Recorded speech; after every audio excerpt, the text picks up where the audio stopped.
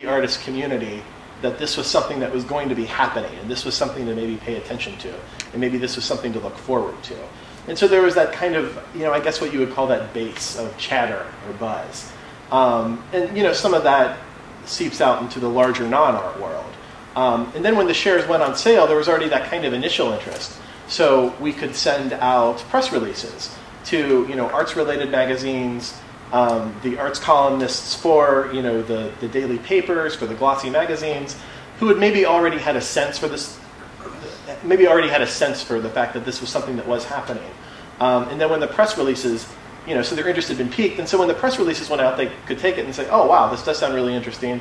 We're going to run a small story on this. And that's kind of the way it worked. That initial buzz sort of building up into a press release, out to kind of the larger media, the larger community. So Springboard paid for any advertising? No, that you did? We didn't do a single bit of advertising. It was all word of mouth, and it was all press releases. Because the novelty of the program, or it's such an interesting idea. This is the kind of thing that people wanted to cover. So we got a really nice piece on NPR. There was a year later a really nice write-up in the Star Tribune and in the Pioneer Press. So we didn't pay for marketing. Now part of that has to do with the fact that Springboard's already kind of a known entity, I guess. So if you looked at the budget, you could make that budget work in any number of ways. I mean, you certainly could pay for advertising, and I know that there are some cities that have replicated it that have done that. But the hope is that the project is interesting enough and engaging enough that just by letting people know that it's an option, there's an impetus to cover it, through the local media, and there's kind of a word of mouth quality. Okay, my second question is packaging and sending. Mm-hmm. Did Springboard staff do that, or did you call the artists in to do all their own, or what? Well, that's really funny. By the third season, we figured out that it was easiest to tell the artists to package their work.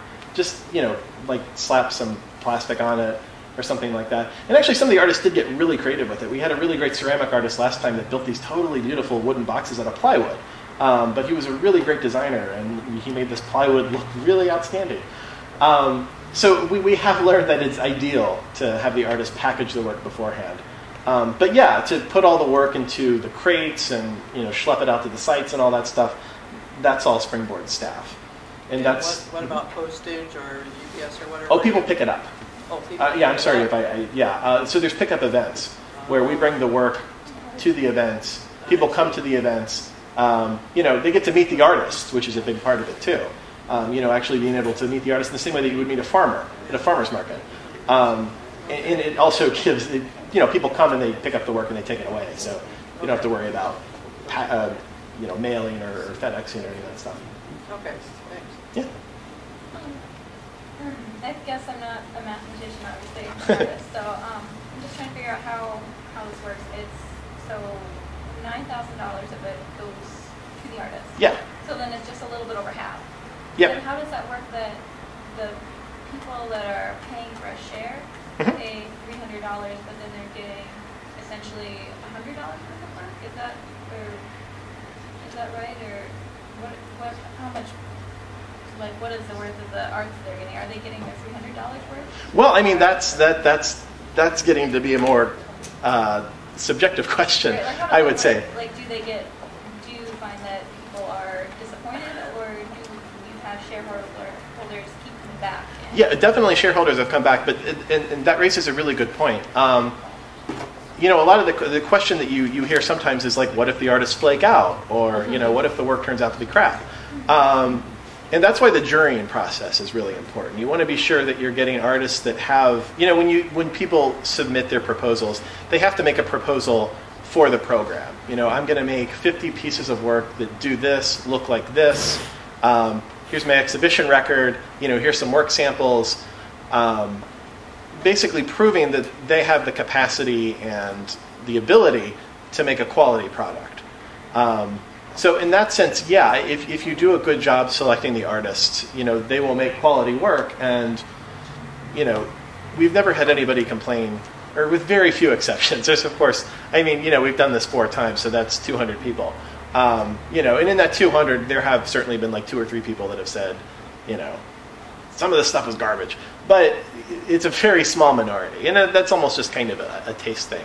But yeah, people I think have typically found that the value, the shareholders have found that the value for what they're paying has you know, been commensurate with the work itself.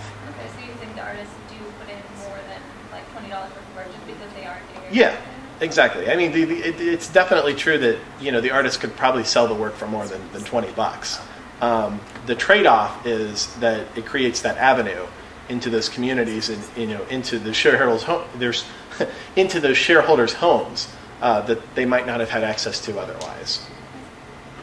Do they get one of each particular item made from each artist, each shareholder? Yes. Or they just pick one artist? Oh no, they get in the way we've done it 9 different pieces by 9 different artists. I see. Yeah. And they pick those up all at the same time from the artists, or? They can, although we've typically staggered it so that you know, there's been like a June pickup where they get 3 shares or 1 share. There's been 3 months, right? Like in June they picked up a share, in July they picked up a share, and in August they picked up a share. 3 pieces of art in each share for a total of 9 pieces. Do the shareholders typically know who the artists are? I mean, not do they know them personally, but do they know before signing up who the artists are? We always make the names available. Yeah, the names are always made public when we put out the press release. It's going to feature work by these artists. And we link to the websites too. So people have a sense for, and especially in our promotional materials too, we'll pull an image, you know, by some of the participating artists that seems, you know, relevant to the project that they proposed for CSA.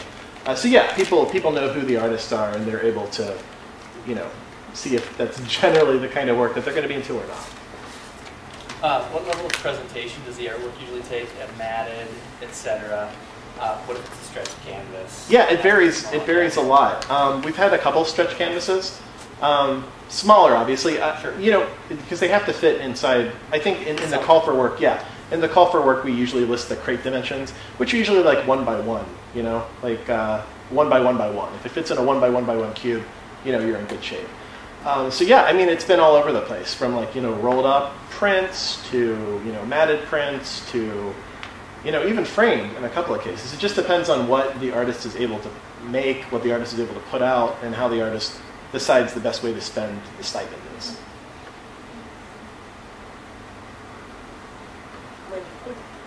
If one were to purchase the $25 CS, the kit, Yeah. now does that individual go find 9 artists? Now I would go myself and say I'd like you and you and Yep. to involve yourselves with this? Yeah, exactly. It just gives the basic framework, and then you kind of flesh out that framework. However, you know, because you know your artist community better than I do, so it just kind of gives you the framework to go out and put the whole thing together yourself. And of course, like, I'm available to provide logistical support as needed. But yeah, it's just basically kind of the ground floor, and then you build the project up from there. How long has it taken to find 50 people to buy into it? That's varied greatly. The second or third season, it took 5 minutes. It actually sold out in 5 minutes, which was pretty remarkable.